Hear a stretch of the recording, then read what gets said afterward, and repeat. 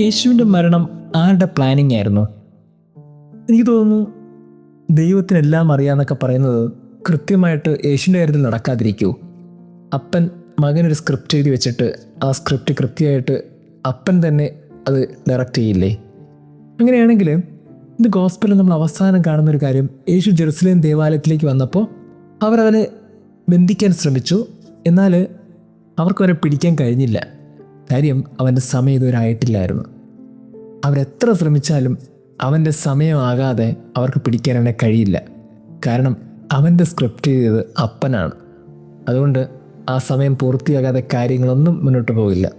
അതുകൊണ്ട് യേശു കൃത്യമായിട്ടൊരു അപ്പൻ്റെ ഡയറക്ഷനിൽ ഈ ഭൂമിയിൽ അഭിനയിച്ചുകൊണ്ടേയിരുന്നു. അതാണ് നമ്മൾ ഗോസ്പലിൽ കാണുന്നത്. പിടിക്കപ്പെടുമെന്നറിയാം.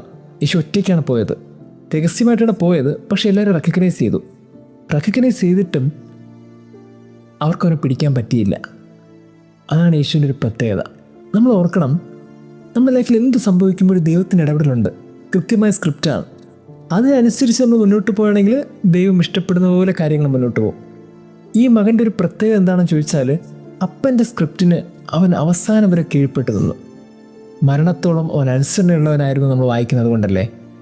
അപ്പൻ എന്ത് പറഞ്ഞു അത് ചെയ്തു. അതിനിടയ്ക്ക് ഒത്തിരി സഹനം ഉണ്ടായിട്ടുണ്ട്, വേദന ഉണ്ടായിട്ടുണ്ട്, ഒറ്റപ്പെടലുണ്ടായിട്ടുണ്ട്, മരണം ഉണ്ടായിട്ടുണ്ട്. തീർന്നോ? ഇല്ലല്ലോ. എല്ലാവരും തീർന്നു പറഞ്ഞിടത്തില്ലേ പുതിയൊരു തുടക്കം ഉണ്ടായത്.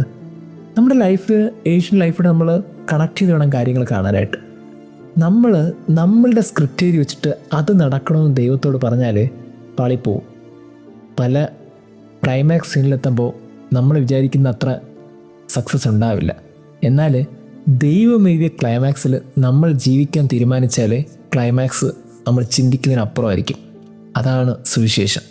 ക്ലൈമാക്സ് ഗംഭീരമായിരുന്നു, ഉത്ഥാനമാണ്. അതെന്താണെന്ന് വെച്ചാൽ കൃത്യമായിട്ട് യേശു അതിൽ അഭിനയിച്ചു.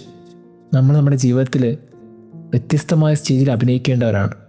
ഈ സ്റ്റേജിലെ അഭിനയങ്ങൾക്ക് നമ്മൾ എവിടെയെങ്കിലും ഒരിടത്ത് വെച്ച് പണി പാളിയെന്നൊക്കെ കരുതി നമ്മുടെ സ്ക്രിപ്റ്റ് ഇതാന്ന് വിചാരിച്ചാൽ, അത് പുതിയ സ്ക്രിപ്റ്റ് ആക്കാമെന്നൊക്കെ ചിന്തിച്ചാൽ കാര്യം കൈവിട്ടു പോകും. ഇപ്പോൾ നിങ്ങൾ കടന്നു പോകുന്നത് യേശുവിൻ്റെ ഏതെങ്കിലും ലൈഫ് സ്റ്റേജിലാണോ?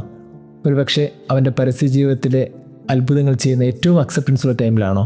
അതോ അവൻ കടന്നുപോയ സഹനത്തിൻ്റെ ഒരു കൂട്ടുകാരൊക്കെ ഒറ്റപ്പെടുത്തുന്ന ഒരു അത്താഴമേശയുടെ ഇടയ്ക്കാണോ? അതോ ഗെത്സമനിയിലെ കണ്ണീരിൻ്റെ രാത്രിയിലാണോ? അതോ മനുഷ്യർ വിചാരണ ചെയ്ത് നിങ്ങളെ ക്രൂരമായി പീഡിപ്പിക്കുന്ന സമയത്താണോ? അതോ മരണം മുന്നിൽ കണ്ട് ജീവിക്കുന്ന അനുഭവത്തിലാണോ? ഏത് സാഹചര്യത്തിലാണ് നിങ്ങൾ കരുതേണ്ടത്? ഇത്രയേ ഉള്ളൂ.